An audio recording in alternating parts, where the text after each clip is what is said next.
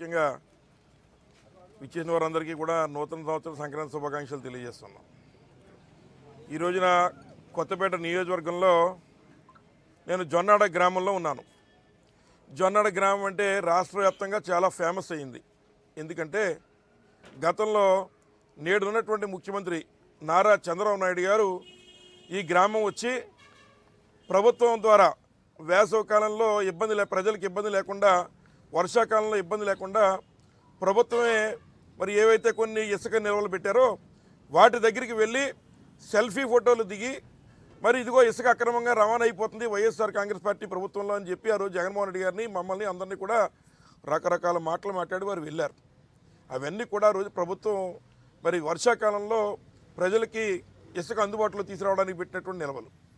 మరి ఈ రోజున ఏదైతే నారా చంద్రబాబు నాయుడు గారు ఎన్నికల ముందు నేను వస్తే గతంలో ఉన్నటువంటి వైఎస్ఆర్ కాంగ్రెస్ పార్టీ ఏదైతే మీకు అన్యాయం చేసిందో నేను మీకు న్యాయం చేసేస్తాను, మీ అందరికీ నేను ఇసుక ఉచితంగా ఇచ్చేస్తానటువంటి మాటలు చెప్పి నేడు ఉచిత ఇసుక అనేటువంటి మాట ఆయన చెప్పడం జరిగింది.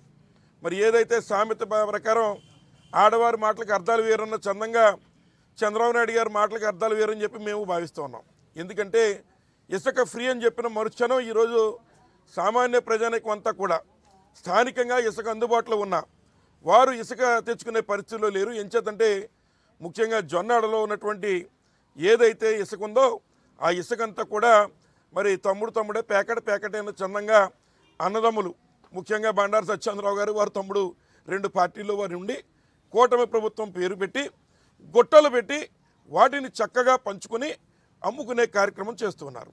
నేను ఈ మాట చెబితే ప్రతిపక్షం కదా, వైఎస్ఆర్ కాంగ్రెస్ పార్టీ కదా, మీరు ఎట్లాగే మాట్లాడతారని చెప్పారు. కానీ మరి మీ పేపర్ మరి మళ్ళీ మీకు ఇబ్బంది రావచ్చు. మరి ఆంధ్రజ్యోతి పేపర్లో మరి ఇసుక జొన్నాడలో ఇసుక లూటి అని మీ పేపర్లోనే మరి ఇంత చక్కగా రాసినప్పుడు నేను అడుగుతున్నా, మరి ఇప్పటివరకు దీనిపై అధికారులు ఎందుకు స్పందించట్లేదని అడుగుతున్నాను. చంద్రబాబు నాయుడు గారు ఓ మాట చెప్పారు, ఎవరైనా బెల్ట్ షాపులు పెడితే బెల్ట్ తీసేస్తాను, ఎవరైనా ఇసుక అక్రమ రవాణా చేస్తే వారు తోలు ఒలిచేస్తానని. చంద్రబాబు నాయుడు గారు బహుశా మందు కొట్టి నిద్రపోతున్నాడని చెప్పి నేను భావిస్తూ ఉన్నా. ఆయన ఎప్పుడు నిద్రలేస్తారో చెప్పాలని కోరుతూ ఉన్నా.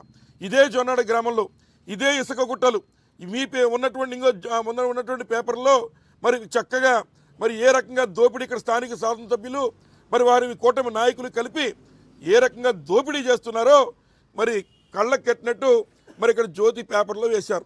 పోనీ ఈ పేపర్ అంటే పోనీ మీకు కిట్టదు అనుకున్నాం ఒక నిమిషం. మరి మన ఎన్టీవీలో కూడా జరుగుతున్నటువంటి దోపిడీని మరి చక్కగా ఏదైతే మరి ఈ ప్రభుత్వంలో మరి చక్కగా ఈ రకంగా జరుగుతుందనేటువంటిది మీడియా వారు కూడా మరి